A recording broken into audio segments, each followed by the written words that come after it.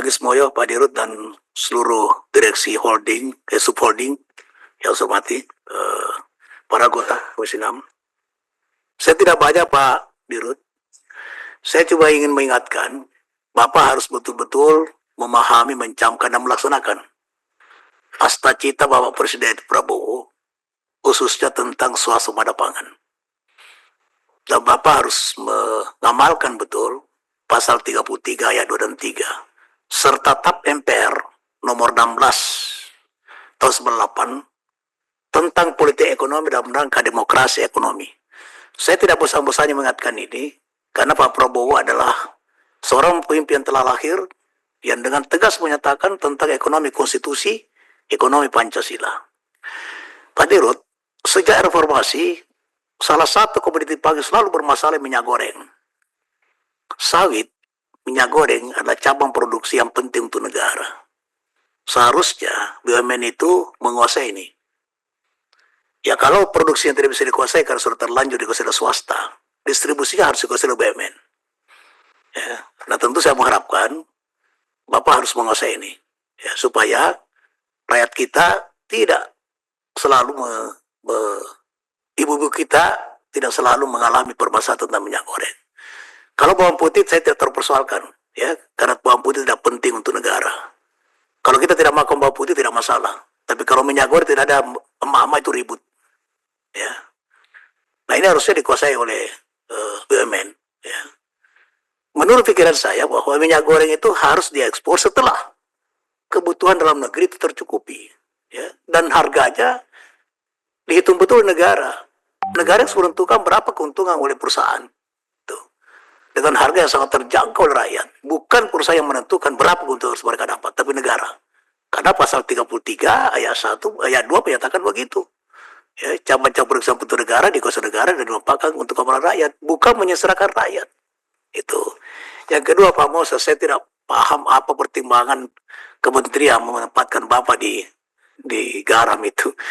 Dari membuat senjata, membuat peluru, bom. Mungkin pikirannya bom saja Bapak bisa buat. Ya mungkin Bapak disuruh berinovasi bagaimana membom itu laut sehingga bisa menjadi garam. Bapak juga harus baca paradoks bukunya Pak Prabowo. Ya, negeri ini ada paradoks Pak Prabowo. SDA kita luar biasa, tapi kemiskinan masih banyak, stunting di mana-mana, pengangguran masih banyak. Ya seperti itu tadi. Sejauh mata memandang ada pantai, tapi kita impor garam.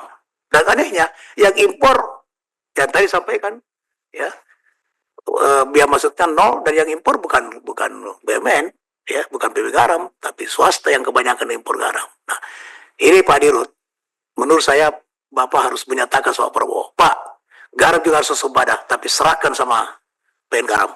Itu. Bapak kan dekat sama Pandi Amran. Pandi Amran berani mengatakan, Pak Prabowo hentikan impor beras, pertanian sanggup overproduksi. Bapak juga harus katakan begitu. Itu. Ya, bisa Pak Dirut ya? Ya.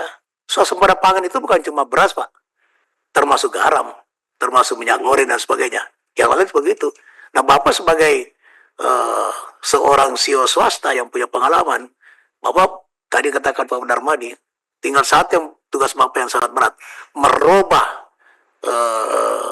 budaya Bapak Ibu semua ini, yaitu budaya birokrasi menjadi budaya profesional. Kalau itu Bapak bisa lakukan, insya Allah kita bisa menjadi pelaku ekonomi dominan. Salah satu masalah di bangsa ini adalah alokasi ekonomi yang tidak adil. Dan itu yang dialami oleh BUMN, termasuk koperasi.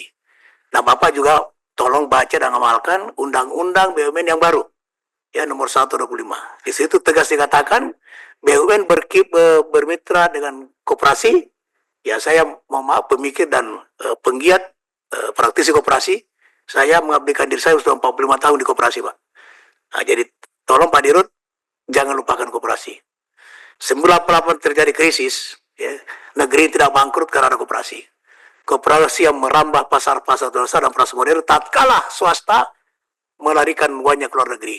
Ya, itu karena ada koperasi, negeri tidak bangkrut.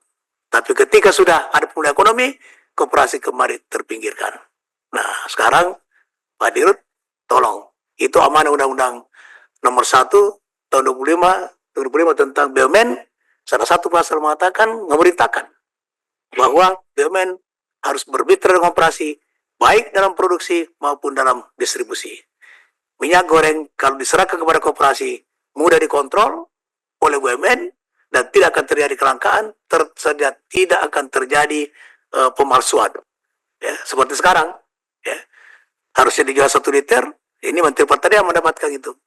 Ya, padahal Permen nomor 18 tentang minyak goreng itu sudah diatur di dalam pasal 4 itu sudah tentang kemasan, harga dan sebagainya. Itu.